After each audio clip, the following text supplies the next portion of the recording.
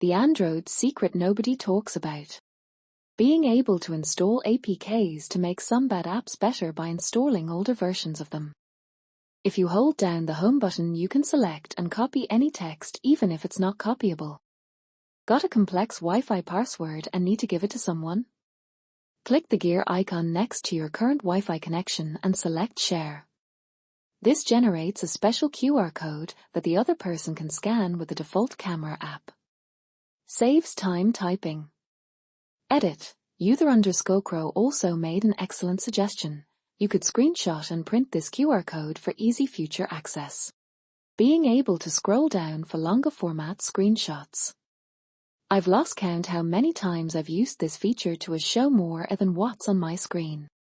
You can hotspot Wi-Fi with Android. iPhone can hotspot, but uses mobile data. I've also done USB tethering to a PC to share internet.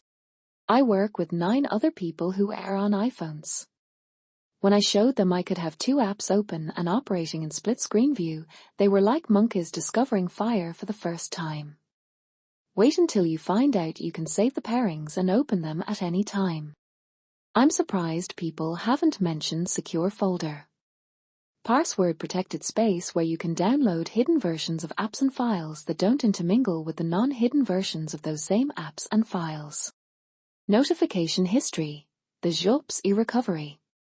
When you accidentally swiped away an important notification and had no idea what it was? Android has a built-in log of every notification you've received in the last 24 hours. How? Go to Settings, Notifications, Notification History and toggle it on. From then on, you can revisit any dismissed alert. I don't think it's Android exclusive, but not enough people know about holding down space and then sliding left and right for fine-tuned cursor control. Additionally, the palm swipe of the screen for a screenshot. I once plugged one of those USB-C dongle things into my Galaxy and connected Ethernet, mouse, and keyboard to it.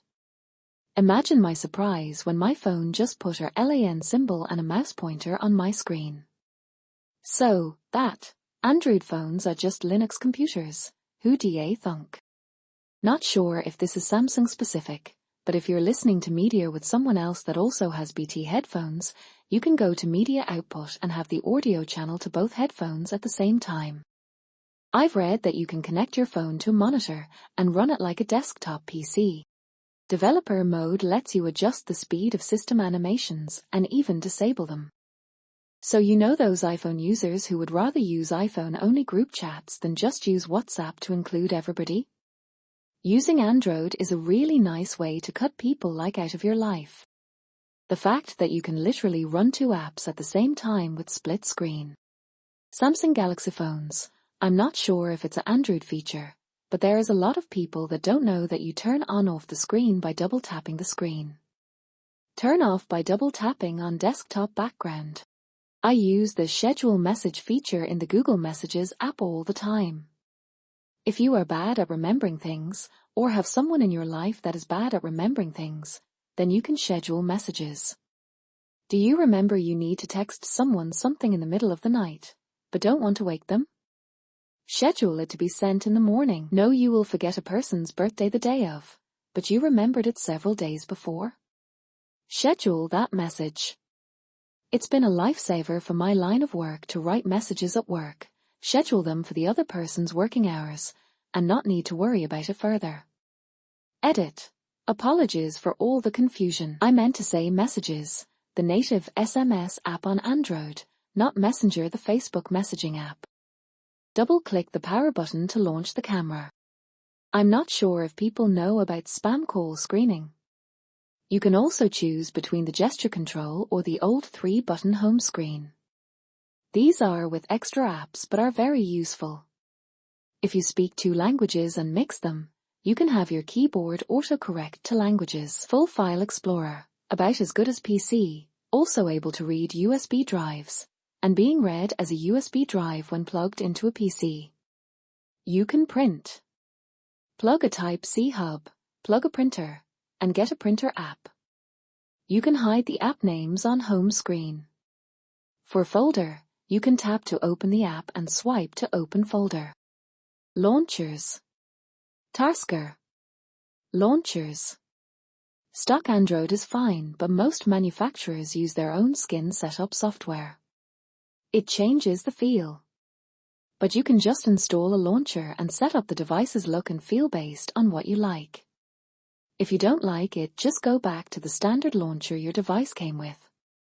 It's still there. Nova Launcher used to be the go-to, but it is now best avoided since it has been sold and abandoned by its developers.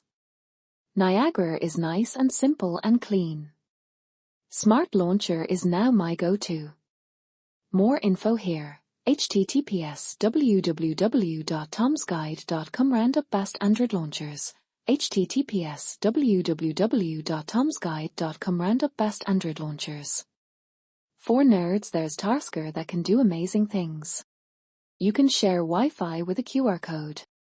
Theft Detection Lock. If your phone sensors detect a sudden acceleration, like being snatched by someone running or on a bike, it will lock automatically. Nearby Share is so convenient feature of Android, but most of the people don't use it. I only found out this morning you can turn off the personal data they collect on you. Settings. Apps. 3 dots top right corner. Special access. Usage data access. 3 dots top right corner. Show system access. The turn off. Android System Intelligence and Personal Data Intelligence, Market Feedback Agent.